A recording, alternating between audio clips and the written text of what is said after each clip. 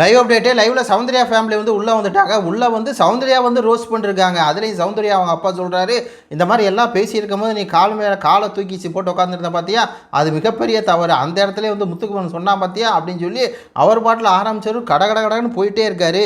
நீ வந்து உன் ஃப்ரெண்ட்ஸை பற்றி பின்னாடி வந்து பேசிகிட்டு இருக்கிற. ஒரு 10 விஷயம் அவங்க சொன்னாங்கன்னா 5 விஷயத்தை வச்சு நீ வந்து சண்டை போட ஆரம்பிச்சிடுற. நீ வந்து கோவப்படும் போது வில்லன் மாதிரி இருக்க அப்படின்னு அவங்க தம்பியா சூர்யா அவர் வேறு சொல்லிருக்காப்புல. அதாவது உனக்கு வந்து அடுத்தவங்க வலிக்கும் போது நீ நடிக்கிறேன்னு எப்படி சொல்லலாம், எப்படி ராணாவும் நீ நடிக்கிறேன்னு சொல்லலான்ட்டு அது பாட்டில் போயிட்டே இருக்கும். நீ வந்து ரியாக்ஷன் வந்து பண்ணுற, அந்த ரியாக்ஷன் பண்ணுறது வந்து பார்த்திங்கன்னா தப்பாக தெரியுது, அதனால் ரியாக்ஷன் வந்து பண்ணாத, நல்ல பேரோட வெளியே வரணும். நீ இப்படியே பண்ணுறதா பேர் வந்து கெட்டு போயிடும்.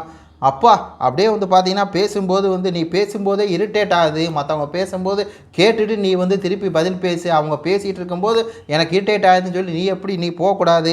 விஜய் சேதுபதி கொடுக்குற டிப்ஸை வந்து கரெக்டாக வந்து ஃபாலோ பண்ணு அப்படின்னு சொல்லி அம்மா அப்பா தம்பி 3 பேர் நிற்க வச்சு சௌந்தர்யாவை பற்றி சொல்லிக்கிட்டே இருக்காங்க. அதுலேயும் அந்த மேட்ருக்கு அந்த கால் மேலே வச்சுட்டாங்க அப்படின்னு சொல்லி, அதே மாதிரி சாச்சனா சண்டை போடும்போது சொன்னால ஒரு ரியாக்ஷனை வந்து கம்மி பண்ணு அப்படின்னு சொல்லி அந்த ரியாக்ஷன் சாச்சனா சொன்ன மாதிரி கம்மி பண்ணாங்க பாரு. பேய் குழந்தை ஐயோ அப்படிங்கிற மாதிரி தான் இருக்குது.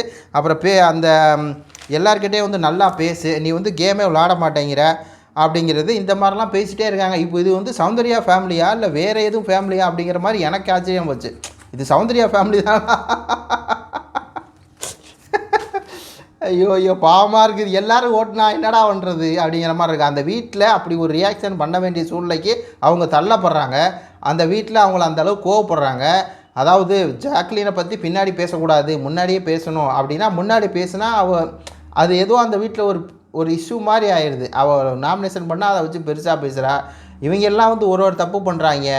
அதெல்லாம் இருக்கும்போது அவங்க அப்பா சரி ரைட்டு அவங்க அப்பா ஃபேமிலி அவங்க அப்பாடா நீ அப்படின்னு ஞாபகப்படுத்திக்கிட்டே இருக்கேன். வேறு யாரும் சொல்லியிருந்தாங்கன்னா இந்நேரம். சரி மக்களே, லைவில் பார்த்துட்டு அப்டேட் பண்ணுறேன். உங்கள் கருத்துக்களை சொல்லுங்கள். நன்றி, வணக்கம்.